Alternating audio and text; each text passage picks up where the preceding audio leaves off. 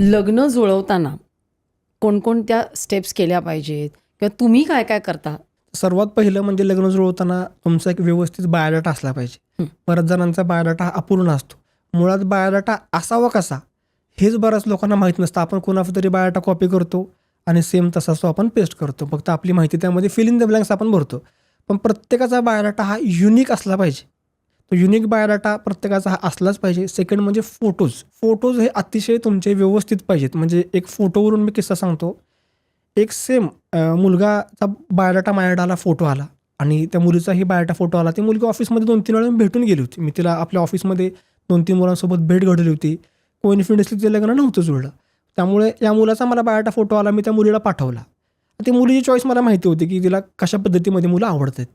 मग ती मुली सर ठीक आहे, मला हा मुलगा आवडलेला आहे. मग भेटायचा टाईम ठरला. त्या मुलीला बसने यायला थोडासा लेट झाला. तोपर्यंत ह्या मुलाची फॅमिली, मुलाचे वडील, त्यांचे चुलते मित्र आणि तो मुलगा आला. मी त्यांना विचारतो की नक्की मुलगा कुठे, मुलगा असा अजून आला नाही. ते म्हणले की हाच की मुलगा आहे तो. म्हणलं कोण, हा मुलगा आहे? ते म्हणले हो.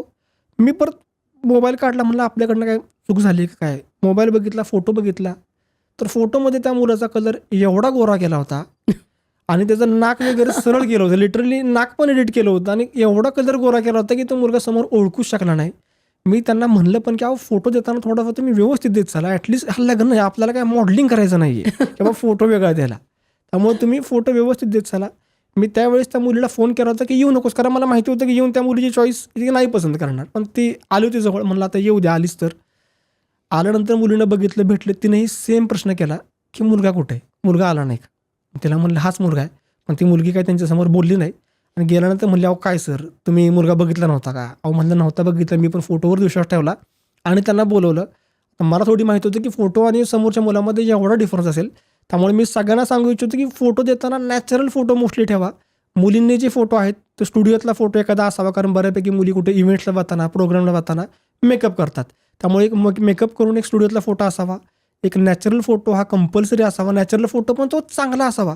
काही लोक सेल्फी देतात, ग्रुपमधले फोटो देतात, कुठंतरी एक सत्कार करतानाचा फोटो असतो. मग नक्की मग लग्न कोणाचं करायचं आहे, तर ग्रुपमधलं नक्की कोणाचं लग्न करायचं हे कसं कळणार?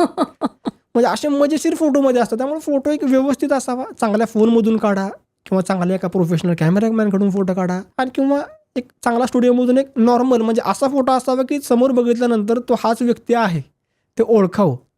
आणि नंतर मग अपेक्षा बायोडाटामध्ये ह्या माणसांनी स्पेसिफिकली मेन्शन कराव्यात. तुमची खरी माहिती ही त्यामध्ये लिहा. एक वेळ लग्न थोडंसं उशिरा झाला तरी चालेल, पण खरी माहिती ही बायोडाटामध्ये असलीच पाहिजे. खरी माहिती कुठली कुठली द्यायची? पण खरी माहितीमध्ये तुमचं मुळात उंची, मुलींमध्ये बऱ्यापैकी ते प्रमाण आहे. मुलींमध्ये उंची 1 इंच 2 इंच वाढवून हे लिहितात की कमी उंची असेल तर मुलीचं लग्न होणार नाही. हा प्रमाण मुलींमध्ये जास्त आहे.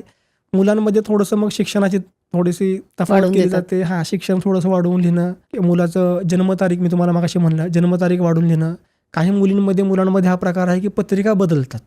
आता पत्रिका हा प्रत्येकाचा श्रद्धेचा भाग आहे. पण जर का मुलीला मंगळ असेल किंवा मुलाला मंगळ असेल तर ज्योती स्वतः सांगतात ठीक आहे चला आपण एक अर्धा पाऊण तास पुढे मागं टायमिंग करूयात, काय फरक पडतोय, मंगळ फक्त नाही मंगळ असला तर लग्न होत नाही. हा माणसांची मेंटॅलिटी आहे. जर का मंगळ दोष असेल तर हिला मंगळाचंच पत्रिका असली पाहिजे, मग त्या मुलीचं लग्न कसं व्हायचं. ॲक्च्युली त्याचा किती प्रभाव असतो नाही असतो हा प्रत्येकाचा श्रद्धेचा पार्ट आहे. काही मुलींना मंगळ असेल तर त्यांचं करिअरसुद्धा खूप चांगलं होतं. असं मी तर ऐकले की कडक मंगळ असणाऱ्या मुली ह्या डॉक्टर फील्डमध्ये चांगलं काम करतात. ज्यांचा मंगळ स्ट्रॉंग असतो त्या मुली खूप चांगल्या लेवलला. आता ऐश्वर्याचं तुम्ही ऐकलं असेल, ऐश्वर्या मिस वर्ल्ड झाली, तिचा मंगळ स्ट्रॉंग होता. म्हणजे मंगळ हा चांगला सुद्धा असतो. पण ग्रामीण भागाकडे किंवा काही लोकांच्या लग्नाच्या बाबतीत तो एक निगेटिव्ह आहे की मंगळ आहे, ते लोक टेन्शन घेतात.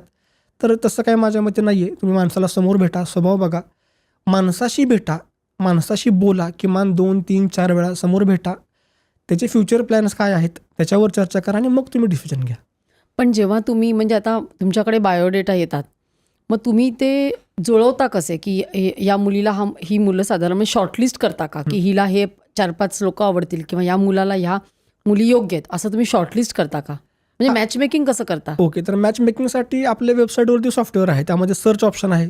सर्च ऑप्शनमधून तुम्ही फिल्टर लावून तुम्ही प्रोफाईल्स सर्च करू शकता. सेकंडमध्ये आपण व्हॉट्सअप ग्रुपवरती सुद्धा प्रोफाईल्स पाहायला मिळतात, तिथं तुम्ही पाहू शकता. आणि आपली पर्सनल असिस्टंटमध्ये आपण त्या गोष्टी करतो. तुम्ही जे म्हटला मॅच मेकिंग कसं करता, मग त्यांनी ज्या स्पेसिफिक अपेक्षा सांगितलेल्या असतात की आम्हाला या भागातलाच मुलगा असला पाहिजे, तो मुलगा नोकरीला ह्या फील्डमध्ये असला पाहिजे, शिक्षण असं पाहिजे, उंची अशी असली पाहिजे, ते स्पेसिफिक सांगतात. आणि त्यानुसार मग तशा प्रोफाईल्स त्यांना सजेस्ट केल्या जातात, त्यांच्याशी पूर्णपणे बोलणी केली जाते, कॉन्फरन्स कॉल घेतला जातो, त्यांची मीटिंग अरेंज केली जाते आणि त्यामधून ते पुढे जातात. पण फायनल डिसिजन हा त्यांचाच असतो. म्हणजे आम्ही कोणाला फोर्स असा नाही करत की तुम्ही हे स्थळ चांगलं आहे, तुम्ही हेच बघा, यांनाच प्रेफर करा, तर अजिबात नाही. कारण लग्न आणि संसार हा त्यांचा आहे, त्यामुळे फायनल डिसिजन हा त्यांचा राहतो. पण आता जे टिपिकल कांदे पोहे प्रकार असतो तेव्हा मुलंच फक्त भेटतात की काका, मामा, आई, वडील, चुलते सगळे येऊन एकमेकांना भेटतात म्हणजे पहिल्यांदा? हां, तर पहिल्यांदा मोस्टली सर्वच भेटतात. थोडंसं सिटीमध्ये जर का तुम्ही मेट्रो सिटीमध्ये गेला तर ते प्रमाण थोडंसं तुम्हाला वेगळं दिसेल, की मुलं पालक आता वैतागलेत कांदे पोह्याचे कार्यक्रम करायचा म्हणजे खर्च पण असतो, वेळ जातो, की सगळ्यांनी वेळ काढून यायचा. ते मुलीकडे होतं कांदे पोहे का मुलाकडे होतं? ते डिपेंड्स, ज्यांना जवळ आहे, ज्यांना हित आहे.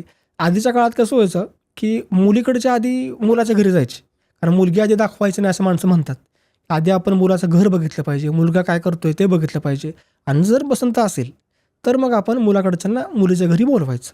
पण माझं वैयक्तिक म्हणणं आहे, की जर का तुम्ही मुलीकडच्या तिकडे जात असाल, शेवटी राहायचंय कोणाला त्या घरामध्ये? तर मुलीला, मुलाच्या घरात. मुलीला आवर्जून तुम्ही घेऊन जावा. तर मुलीला त्या घरामध्ये आपण राहू शकतो का? तिथलं पॉझिटिव्हिटी आहे का? सगळं व्यवस्थित आहे का? ते मुलीनं पाहिलं पाहिजे. ही क्लिप शेवटपर्यंत बघितल्याबद्दल खूप खूप धन्यवाद. संपूर्ण एपिसोड बघण्यासाठी खाली दिलेल्या लिंकवर क्लिक करा आणि सर्व काही चॅनलला सबस्क्राईब करायला विसरू नका.